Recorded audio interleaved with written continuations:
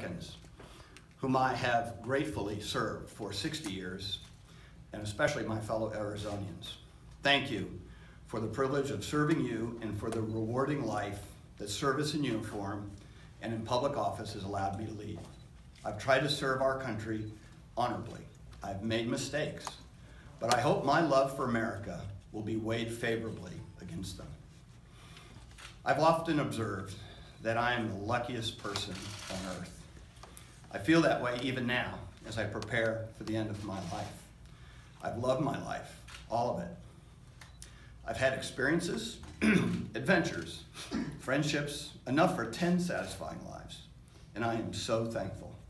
Like most people, I have regrets, but I would not trade a day of my life in good or bad times for the best day of anybody else's.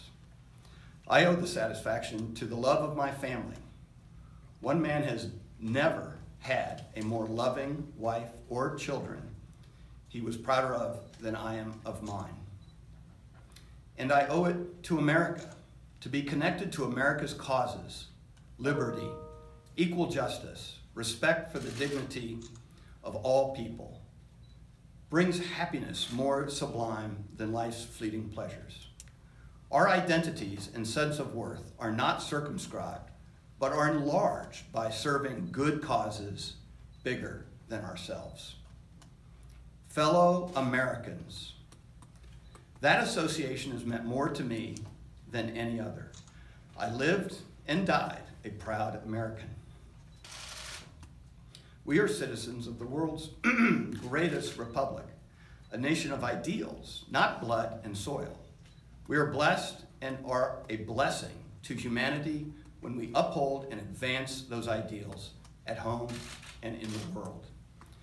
We have helped liberate more people from tyranny and poverty than ever before in history, and we have acquired great wealth and power in the progress. We weaken our greatness when we confuse our patriotism with tribal rivalries that have sown resentment and hatred and violence in all the corners of the globe.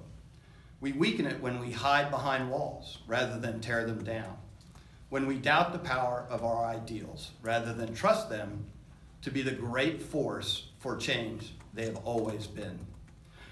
We are 325 million opinionated, vociferous individuals.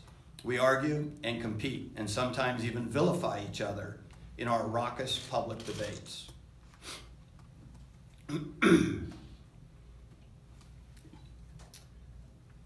But we have always had so much more in common with each other than in disagreement.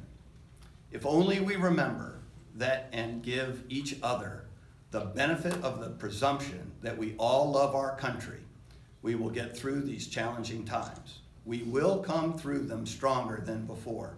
We always do. 10 years ago, I had the privilege to concede defeat in the election for president. I want to end my farewell to you with heartfelt faith in Americans that I felt so powerfully that evening. I feel it powerfully still. Do not despair of our present difficulties.